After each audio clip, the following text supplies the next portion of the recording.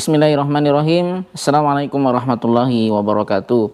Sobat Quran yang dimuliakan Allah Subhanahu wa taala, bagaimana seorang penghafal perempuan ketika murojaah? Apakah cara murojaahnya sama dengan laki-laki atau ada perbedaan? Secara teknis, murojaah untuk laki-laki dan perempuan itu sama, ya, secara umum sama. Hanya ada beberapa hal yang mungkin membuat sedikit berbeda. Karena seorang wanita ada siklus bulanan yang harus dilalui, yaitu haid. Nah, maka ada beberapa pendapat ulama terkait dengan wanita haid yang membaca Al-Quran. Ada yang melarang sama sekali, ada yang membolehkan dengan syarat dia seorang penghafal Quran atau seorang pengajar Al-Quran. Nah, kalau saya pribadi lebih cenderung sepakat dengan pendapat yang membolehkan seorang perempuan untuk murojaah hafalan walaupun sedang dalam keadaan haid, dikarenakan seorang penghafal itu punya kewajiban untuk murojaah. Apabila hafalannya tidak dimurojaah, maka hilang.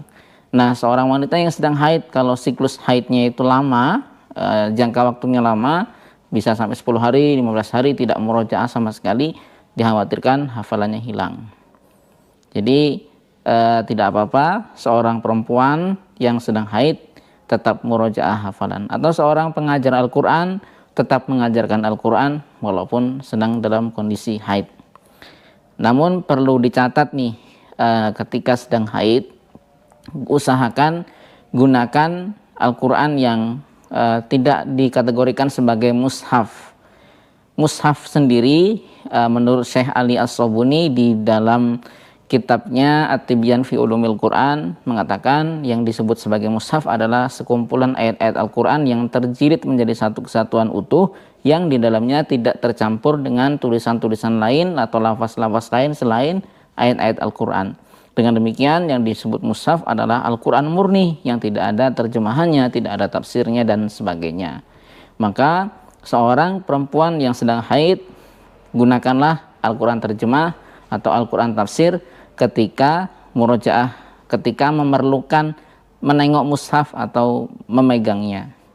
Jadi seperti itu untuk jalan tengahnya. Dan usahakan juga seorang wanita ketika murojaah itu menutup auratnya, memakai hijab dan seterusnya. Dan juga usahakan dalam kondisi suci. Mungkin itu sedikit perbedaan ketika murojaah hafalan. Mengenai membaca Al-Quran dalam kondisi suci itu sebenarnya tidak disyaratkan, akan tetapi ketika kita melakukannya dalam kondisi suci tentunya lebih takzim, lebih beradab. Jadi seperti itu ya. Oke. Dan untuk yang lain-lain secara teknisnya sama saja dengan laki-laki murojaahnya. Demikian, mudah-mudahan ada manfaatnya. Kita akan sambung kembali di video berikutnya. Billahi taufiq wal hidayah. Assalamualaikum warahmatullahi wabarakatuh.